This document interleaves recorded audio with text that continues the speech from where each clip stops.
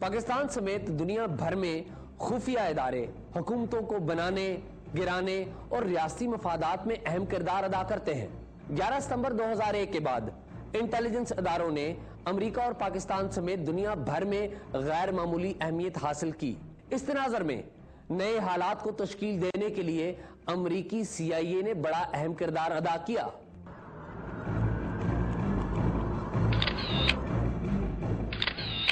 یہ ہے امریکی انٹیلیجنس CIA کا مرکز لینگلے۔ CIA امریکی ریاست کی سلامتی کے لیے امریکی پالیسی میکرز کو خفیہ معلومات کی فراہمی کے ساتھ ساتھ امریکی صدر کی ہدایت پر دنیا کے مختلف حصوں میں خفیہ آپریشنز بھی کرتی ہے۔ We conduct covert action at the direction of the President. ہم اپنے صدر کی ہدایت پر خفیہ آپریشن کرتے ہیں۔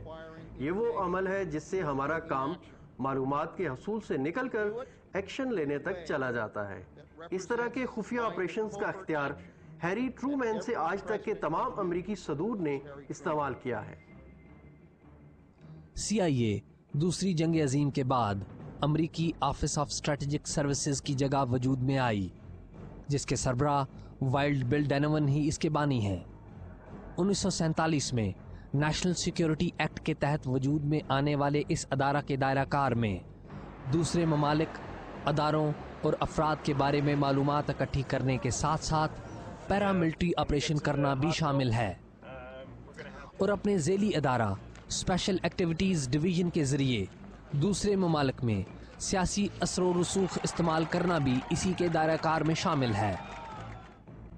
اس وقت CIA پاکستان سمیت دنیا کے تقریباً تمام ممالک میں موجود ہے۔ آپ کو اس میں کوئی شک نہیں ہونا چاہیے۔ CIA آپریشن کرتی ہے پاکستان میں؟ پاکستان میں کرتی ہے اور کر رہی ہے۔ ویسے تو پاکستان میں امریکی خفیہ ادارے کے نمائندے برسہ برس سے موجود ہیں، لیکن CIA کے پاکستان میں مفادات سر جنگ کے دور میں گہرے ہوئے۔ CIA پاکستان میں ملک کے سب سے بڑے خفیہ ادارہ ISI کے ساتھ رابطہ کرتی رہی ہے۔ سر جنگ کے دوران CIA کے مختلف سربراہان پاکستانی ISI کے لیفٹیننٹ جنرل اختر عبد الرحمان کے ساتھ رابطے میں رہا کرتے تھے، اور ISI ہی کی مدد سے افغانستان میں روس کے خلاف آپریشن کامیاب بنایا گیا۔ CIA کی ٹوٹل ڈیپینڈنس پاکستان کے اوپر تھی، کیونکہ پاکستان کو اور ضیاء الحق صاحب نے very cleverly use not the military but the ISI to fight this وار۔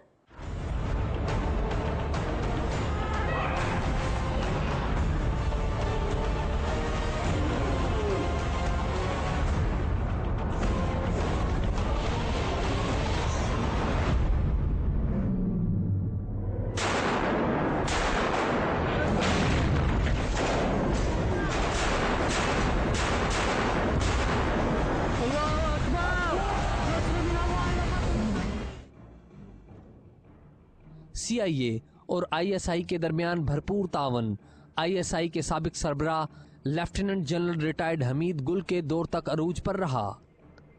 بعد ازاں ضیاء الحق کی پراسرار ہلاکت کا ایک الزام CIA پر بھی عائد کیا جاتا رہا، تاہم اس بارے میں آج تک حتمی بات سامنے نہیں آ سکی۔ CIA اور پاکستان کے درمیان سر جنگ کے بعد بھی تعاون کا سلسلہ جاری رہا۔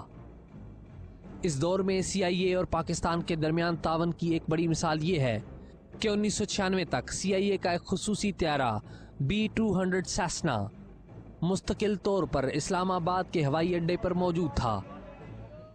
یہ طیارہ سر جنگ کے دوران مختلف افغان گروپوں کو فروخت کیے گئے وہ سٹنگر میزائل واپس امریکہ ٹرانسپورٹ کرنے کے کام آتا تھا، جسے امریکی حکام ایک خصوصی پروجیکٹ کے تحت ان افغان گروپوں سے واپس خرید رہے تھے، کیونکہ امریکیوں کو ڈر تھا کہ یہ میزائل واپس ان پر ہی استعمال نہ ہو جائیں۔ امریکی ریاست اپنے اکثر مفادات CIA کے ذریعے ہی حاصل کرتی ہے، اور ان مفادات میں امریکی اپنی قومی سلامتی کو سب سے اہم گردانتے ہیں۔ CIA کے پاکستان میں خفیہ آپریشن کسی سے ڈھکے چھپے نہیں، اور وہ مختلف اوقات میں امریکی مفادات کے تحفظ کے لیے خفیہ کارروائیاں کرتی رہتی ہے۔ ادھر پاکستانی فوجی و سول حکمران اپنے اقتدار کو مضبوط کرنے یا پھر بچانے کے لیے بھی CIA سے رابطے کرتے رہے ہیں۔ ہوتا یہ ہے، یہ ایک پروسیس ہے۔ پولیٹیشین اقتدار میں آنے کے لیے امریکہ کا سہارا تلاش کرتے ہیں عوام کی طرح، حالانکہ ان کو تو عوام کی طاقت سے آنا چاہیے۔ ایک بات اس طرح کہوں گا کہ پاکستان میں جو بھی انٹیلیجنس چیف بنتا ہے، سب سے پہلے اس کی کوشش یہی ہوتی ہے کہ یا انویٹیشن ملے یا خود کسی طریقے سے CIA وزٹ کرے اور وغیرہ وغیرہ۔ میرا خیال ہے شاید واحد انٹیلیجنس چیف ہوں گا جو 3 سال میں CIA کا ہیڈ کوارٹر وزٹ نہیں کیا۔ امریکی صحافی سٹیو کول اپنی شرح آفاق کتاب گھوسٹ وارز میں امریکی قومی سلامتی اور CIA کے سابق افسر بروس رائڈل کے حوالے سے لکھتے ہیں کہ 1999 میں نواز شریف کی حکومت کے آخری دنوں میں شہباز شریف نے امریکہ کے ویلارڈ ہوٹل میں ان سے ملاقات کی۔ وہ جانتے تھے کہ ان کے بھائی کی حکومت کے خلاف فوجی بغاوت ہو رہی ہے۔ شہباز شریف کے ہمراہ اس وقت کے DG ISI general Zia Uddin but بھی تھے، جو پاکستان میں جمہوریت کی بقا کے لیے امریکی CIA کی مدد کے طلبگار تھے۔